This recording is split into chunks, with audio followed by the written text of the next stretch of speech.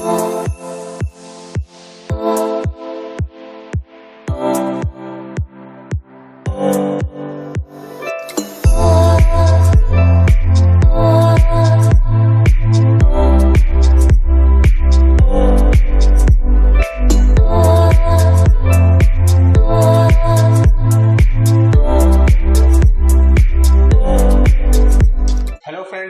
to our YouTube channel PNJ Legal. We are a 12 years old law firm and dealing in audit, accounting, taxation, financial reporting and all other matters related to chartered accountant, company secretary. We have a team of advocates, we have a team of practicing chartered accountants, we have a team of practicing company secretaries, and we are providing all range of services in one area and one forum where we will giving a in-depth analysis on all the legal transactions. So it will help in many aspects. It will cover the accounting, finance also. It will cover the legal aspects also. With the team having dual specialization of CA and CS, we are able to provide a complete analysis from the legal aspects also and from the taxation aspects and accounting aspects also. The purpose behind covering today's video is there are many scams which is going in terms of defaulting in repayment of loans, borrowings, letter of credit and any furnished letter of credit. So why that default is not coming into picture by the chartered accountants and it's not shown in the auditor reports. The auditor report rules has been mentioned in the Caro. So we have to understand what is this Caro is. With the recent scam of Nirav Modi and with the recent Kingfisher scam where Vijay Mallya has defaulted in repayment of loans, Nirav Modi has been defaulted in repayment of loans, and our institute is escaping, our chartered accountant friends and my colleagues are escaping from the responsibility of showing in the auditor report that it has not been shown in the auditor report. Why? So what this Caro stands? Caro stands for Companies Auditor Report Order 2016, and there is a power and duties of the auditors which has been mentioned under section 143. Now what are those power and duties which has been mentioned in section 143? They have right to access all the books of accounts at all time, whether such books are kept at a registered office or at any other place. They have the access to the books of accounts of the branches and all subsidiaries also.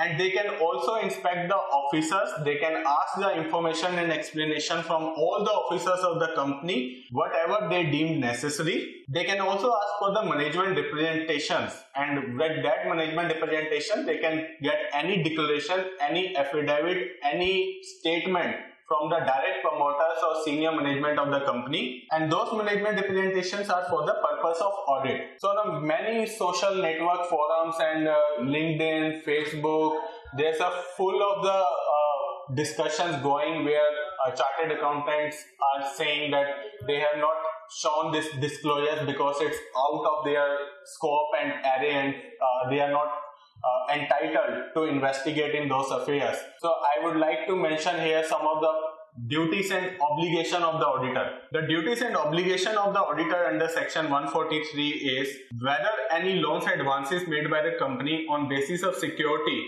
which have been properly secured and whether the terms has been prejudicial to the interests of the company. So they are entitled to investigate on the terms and conditions of the loans, letter of credit, any furnished repayments or any furnished borrowings.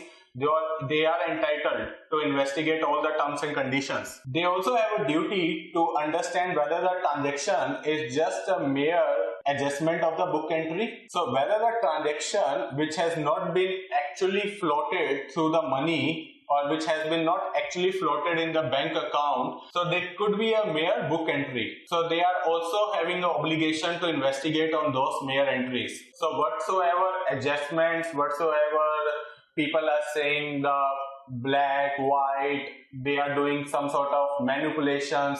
So auditor is entitled to investigate on all the transactions. They also have a duty and obligation to check the shares sale purchase of the company. So if the shares has been sold at the higher price or lower price or any price which is not the fair value of the company, they are entitled to investigate on those transactions. So my colleagues and friends which are saying that people have booked a capital gain, long-term capital gain, short-term capital gain, and they have not investigated in those transactions of the sale purchase of the shares and investments. So they can investigate in under the rules of Caro. So friends, we also need to understand to which companies this Caro is not applicable. It's not applicable to banking company, it's not applicable to insurance company, it's not applicable to Section 8 NGO or one-person company or dormant company which has been established under Ministry of Corporate Affairs for the small carrying out the business operations. Caro is also not applicable to private company which is not a subsidiary of the public company and which is having a capital of less than 1 crore, which has a total borrowing of less than 1 crore and revenue of less than 10 crore. The companies which we are talking about, the Nirav Modi companies or Kingfisher companies, Vijay Mallya companies, they have a very easy revenue of more than 10 crore and capital of more than 1 crore and borrowing of more than 1 crore. So how those companies escaped from the Caro auditor reports and rules and regulations, I am not able to understand. Caro have prescribed many rules and regulations for the various assets and liabilities, that how those has to be recorded in the auditor report. In the fixed assets under the Caro, you have to show whatever the assets has been capitalized. So many real estate builders and promoters, they show their work in progress as a capitalized asset to get the depreciation benefit. So this auditor report should mention about those transactions which has been capitalized or which has not been capitalized under this fixed asset rules regulations. They also have to report whether the inventory has been physically verified at the regular intervals and has been shown as at the correct value. So whatsoever traders are manipulating the stock, I am not able to understand why those transactions are not coming under Caro. You have to show in the auditor report whatsoever transactions has not been regularly expected. I came across many clients who come with the opening balance sheet. They said in our opening balance sheet, this is the stock, and in the current financial year, we did a very less amount of transactions of the sale purchase. We only have a sale purchase of these transactions. Now you can count the closing stock. No, this is not the way. We have to inspect the opening stock irrespective of the point whether that has been audited and already been certified, because we are certifying the closing stock and closing stock includes the opening stock. Caro also mentions about the deposits. Whatsoever deposits accepted by the company, they have to investigate those transactions. So the deposits which has been taken by the company, it has to be properly recorded and accounted, and it has to be shown in the auditor report. For all the statutory dues, the auditor report should mention about any pending, outstanding liabilities, tax dues, any assessment which has been opened in the current financial year, any assessment for which order has been received. So all these transactions also has to be stated in the auditor report.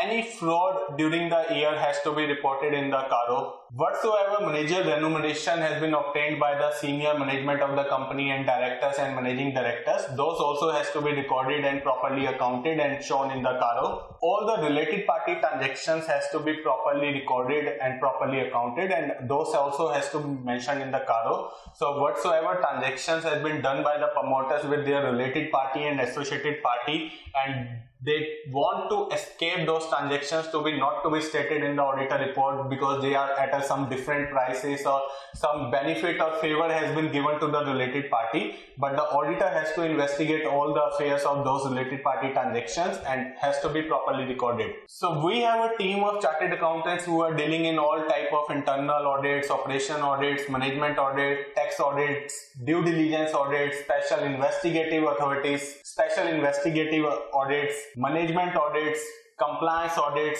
legal secretarial compliance audits, financial audits. So you can contact us at our by putting a comment on our channel, or you can also write an email to us. We will approach you and we will contact you, and you can ask any sort of questions, clarification, doubts you have on the mentioning on the auditor reports, or reading the auditor reports and compliance which has been furnished in the auditor report, whether those has to be properly stated or not.